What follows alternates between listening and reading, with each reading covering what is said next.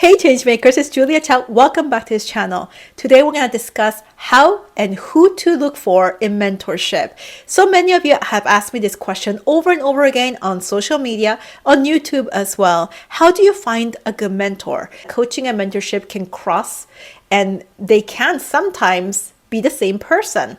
By mentorship is someone who will hold your hand, someone who will provide you a lot of close emotional support and help you see your potential before you can see your own. Is that right? Let me know if this is the right definition of mentorship. If you asked this question on my social media or on YouTube before, comment down below. I'm going to use this definition because this is what people have told me what they mean by looking for the right mentor. Now, I had that kind of mentor, so I know I can speak from experience. I had this mentor for over 10 years, and it's the reason why I am here today. Many of you ask me, how do you know all this stuff? How are you so wise? How old are you? How could you look a certain age and have all of this knowledge? It's because I had such a strong foundation by having that close connection with my mentor. And of course, I've acquired a lot of skills and wisdom through business and interacting with a lot of people every single day, especially after I started coaching and working with different types of clients. Also employing my own contractors and employees too. So my knowledge in leadership, human power dynamics, and human nature don't just come from books. A lot of it comes from experience, and that's why so many of you resonate with my content. But the foundation when I walked into this work, the line of work, was fairly strong because of the work I had done with my mentor. Even now, every time I get on a call with her, even after all these years, I learned something brand new, and it's like my eyes have opened up to a new level. This person is really that good. She's really that good. And one of the things I have told her in the past is, why don't you want to put yourself out there and be famous? And she says that's not what she wants. She says, you take the info, you become famous. I don't know if she remembers ever telling me that, but she has told me that in the past. This is the relationship we have, and she knows me better than I think some of my family members that have known me since I was young.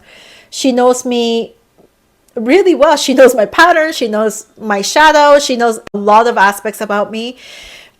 And sometimes I was very uncomfortable. And when you have a real relationship with somebody, it does get uncomfortable. But the capacity of being able to have a good relationship is being able to see the beauty of that on the other side, even when somebody sees your shadow and points it out. So that's the relationship I have with my mentor.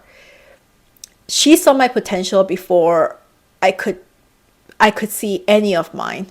The person who's written all these books and is speaking online all the time and speaking live as well and sharing this type of work, I could not imagine being capable of being this person. Maybe I wanted it, but there was no way. I was so far from it when I met her. I couldn't even really pay her in the beginning. And a lot of our mentorship was free. And the people on Unleashed, when I told this story, they were so shocked that this can even happen. I'm not saying you should look for someone for free. I'm really not saying that because it's probably not going to happen. I really do think I won the lottery there.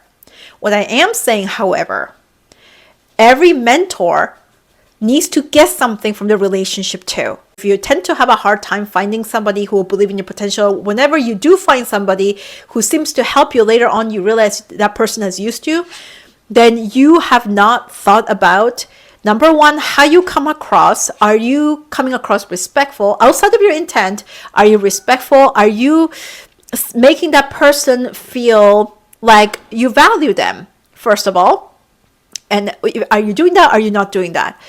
It's all in your conduct and your behavior. And second, are you giving them something in return? We live in a capitalistic world. So if you are wanting mentorship, then there needs to be something in it for them too.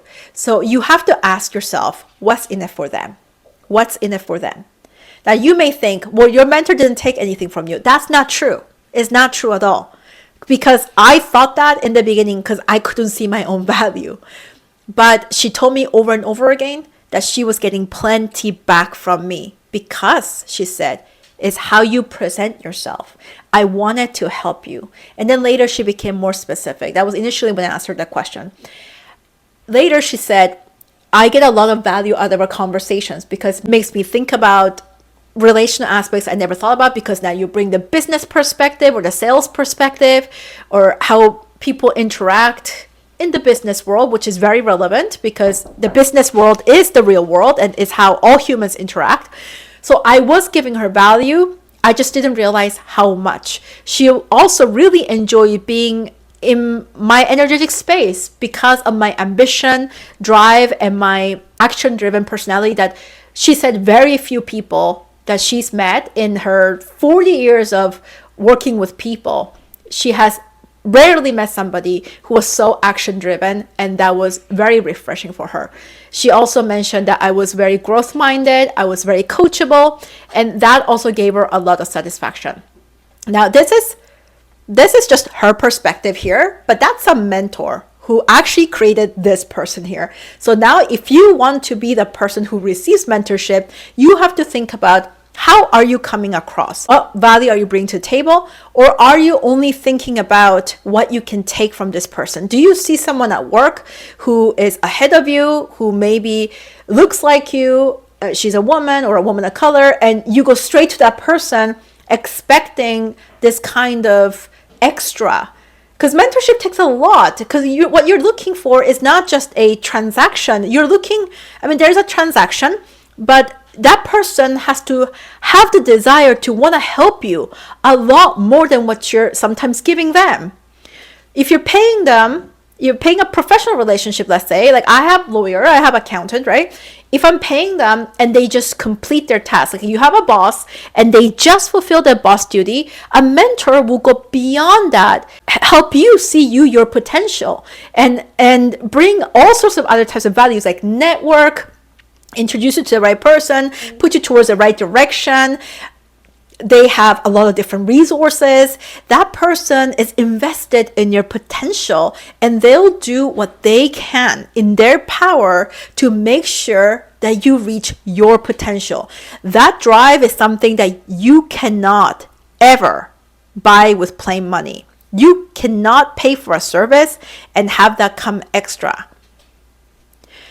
However, usually mentorship has a financial transaction or an implied financial transaction. If you want your boss to mentor you, it's going to be in the context of you excelling in that company that in a way that benefits your boss.